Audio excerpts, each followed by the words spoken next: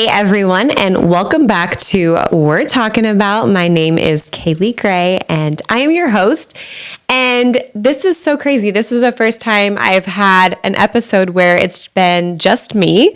I usually have a guest or something on here with me, and so it's kind of fun. This is like just me getting to talk to you guys. And so be sure, if you've not subscribed, to subscribe and leave a 5-star review. I would love to hear from you. I am just like loving this. I cannot believe this is the last podcast of 2023. And if you are listening, or you can also watch this on my YouTube channel. So, it's just like crazy to think about how this is the end of 2023, but I'm so excited. I have some really fun guests for 2024. I know I say that every year, but it's just been so fun. God has like literally connected me with some amazing people. And so I'm really excited for you to hear from them and their expertise. This is stuff that you guys have been asking me, different like content and different, dating and relationship advice, and it's maybe some stuff that I fully can't give you. Maybe I haven't been through that, and so I've been, seeking out other people, and so it's just going to be so fun. But today, we're going to talk about grieving a crush.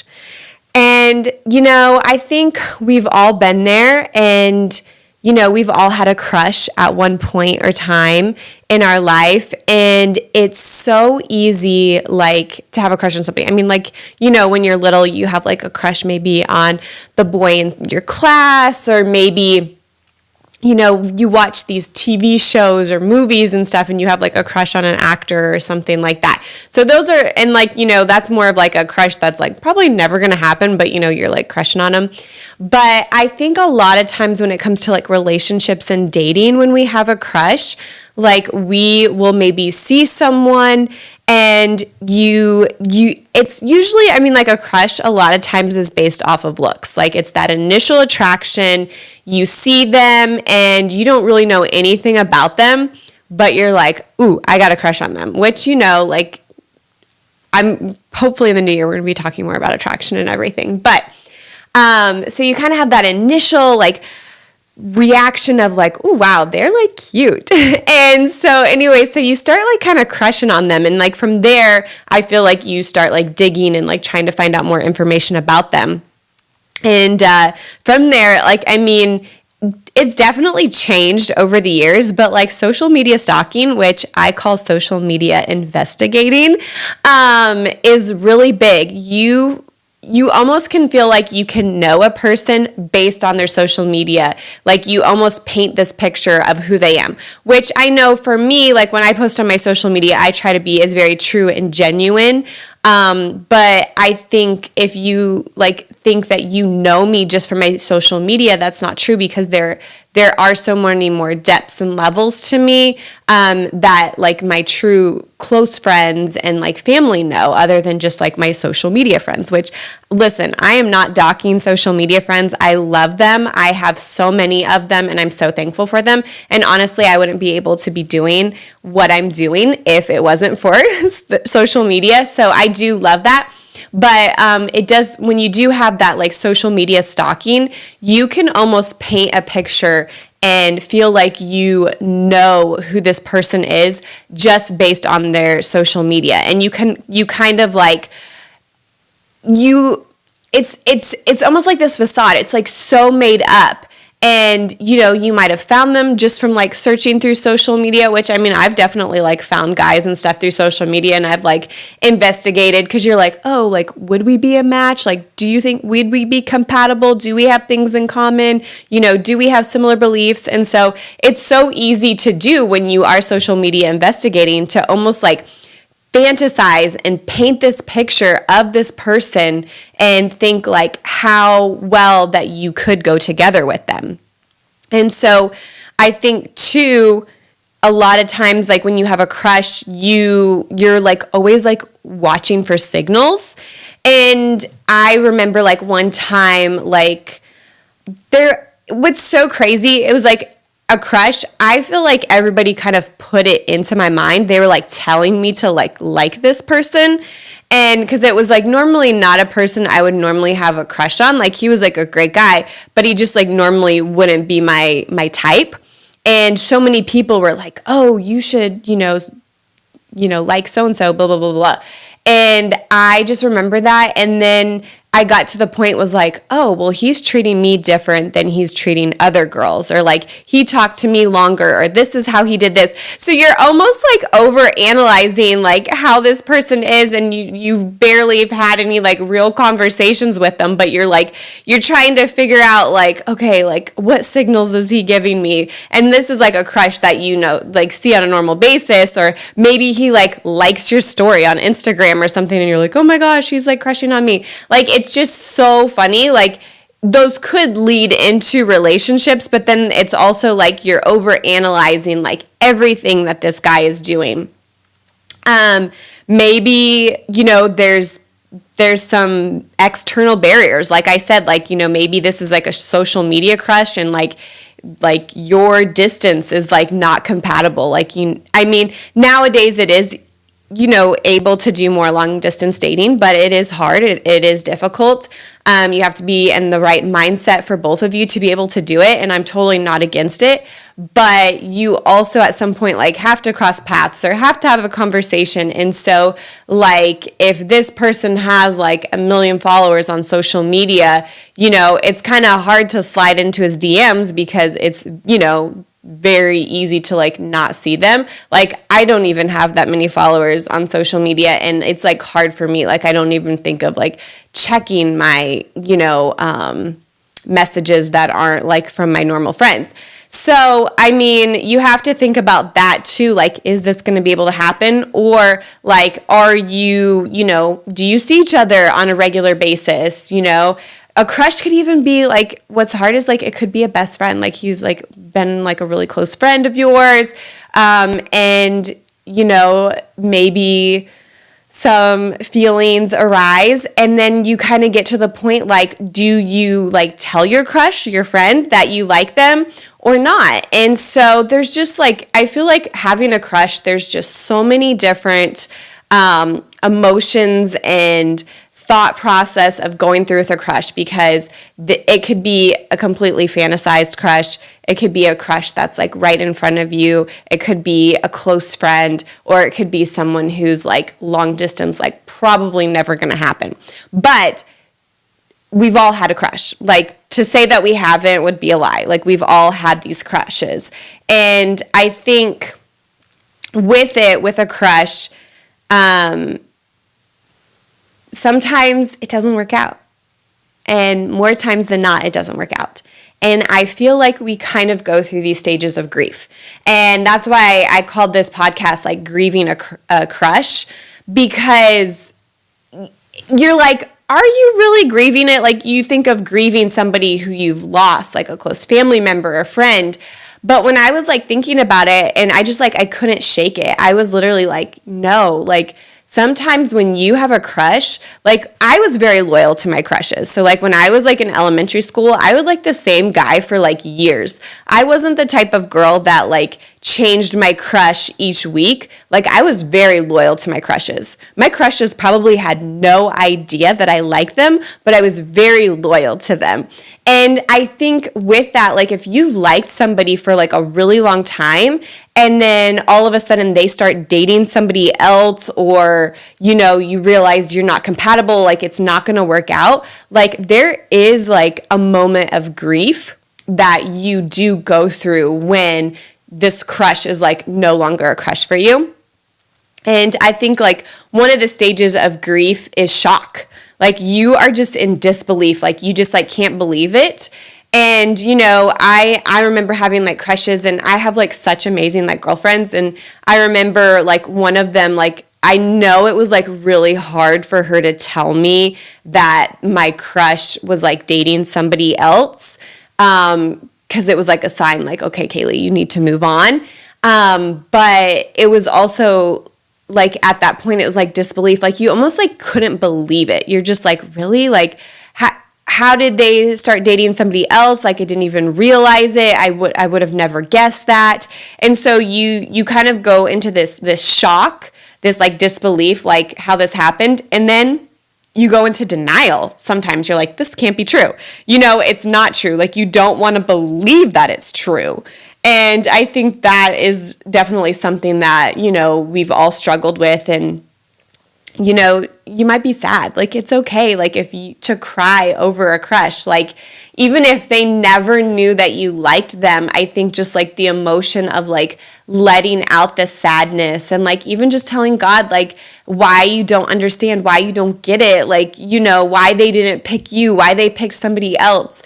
And I think like you kind of go through like all these emotions. You might have a sad heart. You might have a heavy heart for a little bit.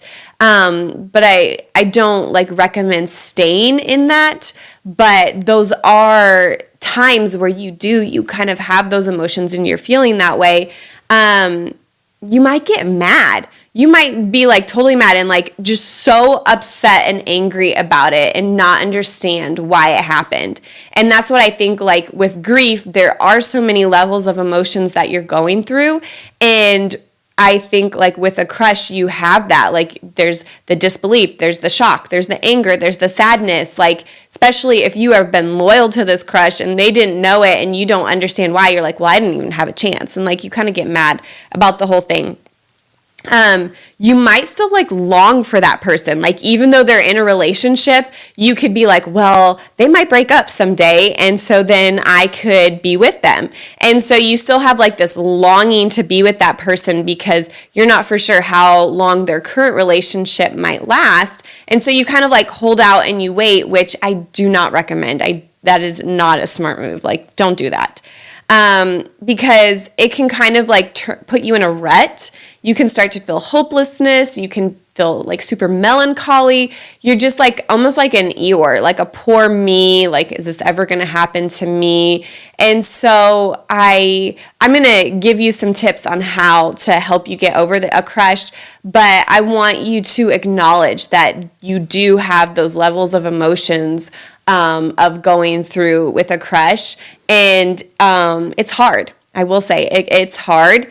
And I don't, there's some like, just like funny like celebrity crushes that you're like, oh, I knew that was never going to work out. You might be bummed, But I think sometimes when you have fantasized this person, this crush that you have, and you just, like I said, social media investigating, you can like dig in deep and like find his great aunt's social media and like, see how you would fit in with the family. Like there's so many things I feel like girls do and, guys could do it too, but to really, to not allow the crush, like the grief, like I think like it's okay to allow yourself to grieve. You do. I think you need to grieve the person, but to not let it hold you back. And so I'm going to kind of give some tips because I feel like this is kind of like a heavier podcast, but I want to like give some tips on like how you can get over a crush. And the first one is accept the feelings. Like just accept it. It's okay to feel disappointed. We've all been there. We've all had that crush where, we thought it was going to work out and it didn't. And so just like being willing to accept the feelings, but give yourself time. Like it's okay. Like if you don't like the next day start crushing on somebody else or like wanting to date and stuff like that. I wouldn't say like you need years and years of time, but like, because you do need to get back out there, but give yourself time to heal and allow God to like minister to your heart and know that it's okay, because I think a lot of times we feel lonely, and sometimes like I feel like when we don't have a crush and we don't have anybody to even like potentially like, you can feel this hopelessness, you can feel like you're alone, you're single and lonely, and that's not the case. And so I think give yourself some time. But don't talk negative about yourself. Like, I think it's so easy to get into that comparison, especially when you like find out like who your crush is dating or likes, and you almost like compare yourself. You're like, oh, well, why are they better than me? Or, oh, they're prettier than me, or, oh, they have this and I don't. And so like you have to know who you are and who you are in Christ. And I think just acknowledging that and reminding yourself, like, okay, like this person wasn't the person for me, like I thought it was, and I maybe like wanted that, but to know that that's okay. Like, it's his loss and God has somebody amazing for you. Maybe it's not happening in the time that you want it to happen, but to know that it's truly okay and not to speak negatively about yourself. Like, speak positively about yourself. Speak, like, I hate how so many times, like, people speak so negative into their single season. And I want you to have hope. I want you to be encouraged in your single season. I want you to have fun. That's a lot of the reason why I do this podcast. I was meeting with a friend recently, and we were talking about my single season, and she was just saying, like, how much she felt that I was so hopeful about my single season and how I'm hopeful for that next relationship. And it just kind of encouraged me because I'm like, that's truly what I want people to see. I don't want them to see that I'm sad all the time or poor me, because there are those times, but I want it to be positive. And a lot of that comes from self-talk and not speaking negatively about my single season, but speaking hope and positivity to it. If your crush is near you and you guys are around each other, I think limiting contact is really good. I've had to do that before where I've pulled back from friendships or hanging out in groups or doing things because my crush was there or he was dating a person in the similar circle. And I'm not saying like completely like cut all ties, but for a little bit, like I did kind of like pull back from like hanging out with that person. I pulled back from maybe like texting them a lot. Definitely didn't hang out with them one-on-one.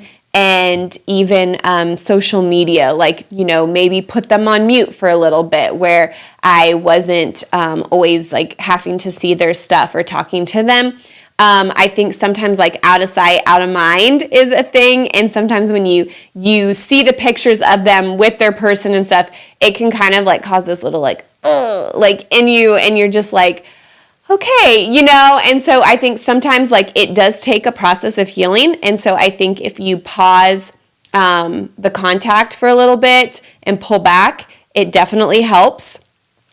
And then talking with friends and family a lot. I mean, it kind of depends on the level of the crush that you have. Like, that's so funny to like think the levels of crushes of, but I think it's really good to like be able to process and talk through emotions and sometimes get other people's perspectives.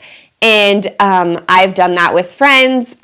Usually, like when I am interested in a guy, I have like a core group of like maybe 5 girls that I do talk to get their advice and just to keep them updated, about my life and things like that. Because a lot of my friends are married with children, and so I'm kind of like the last one that's single, and they live vicariously through me, through my dating life and adventures and all that stuff. And so I will sometimes, like, if I am interested in somebody, I will ask them for like, prayer. I'm like, hey, is this something I should proceed? And I mean, like I said, it depends on the crush. Like if this is just somebody I like just saw randomly, I'm like, oh, hey, or I'll maybe tell them like, hey, this could maybe be an option, and so I definitely like to process my emotions. I'm more of like a processor, like talking.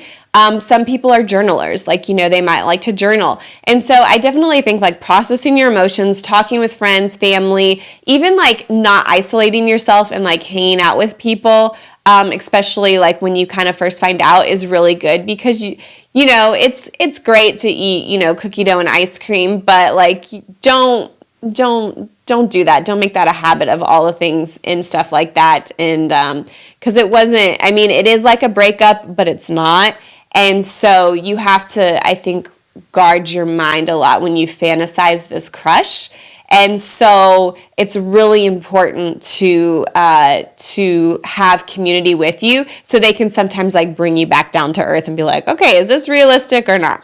And then meet new people. Like take time to meet new people, expand your circle, because, you might feel limited to like who you're around. And I think when you can like try to meet new people, like join Facebook groups, or like there's other social media groups, or like church groups, things like that. Expand your circle to be able to meet these people, meet new people. I'm not talking you have to meet like the opposite sex, but I'm like, even if you're like meeting a new girlfriend or something like that, she can, she might have guy friends that she would want to introduce you to. So there's just so many ways and options for you to be able to do that, to kind of like get over that crush. And a scripture that always encourages me, that I encourage you to even to put out, is Amos 9:13-15, and it's the Message version, and it says, "Yes, indeed, it won't be long now, God's decree. Things are going to happen so fast, your head will swim, one thing fast on the heels of the other. You won't be able to keep up. Everything will be happening at once, and everywhere you look, blessings like wine pouring off the mountain and hills." So another one is Psalms 37:3-5, and it says, "Keep trusting in the Lord and do what is right in his eyes. Fix your heart on the promises of God, and you will be secure, feasting on his faithfulness. Make God the utmost delight and pleasure of your life, and he will provide you for what you desire most. Give God the right to direct your life, and as you trust him, you'll find that he pulled it off perfectly." And so those are a couple scriptures that have definitely helped me in my single season, especially when worrying about a crush, or like, the crush doesn't happen. And so I just want to encourage you, like, going into this new year, it's going to be good. Like, you might have felt like things didn't happen this year and you didn't want to get excited. You maybe felt let down, but I just want you to walk into this new year with hope and encouragement and expectation for what God has planned for your life. And so thank you so much for just being a part of this podcast, and I can't wait to be back with you after the new year. Bye.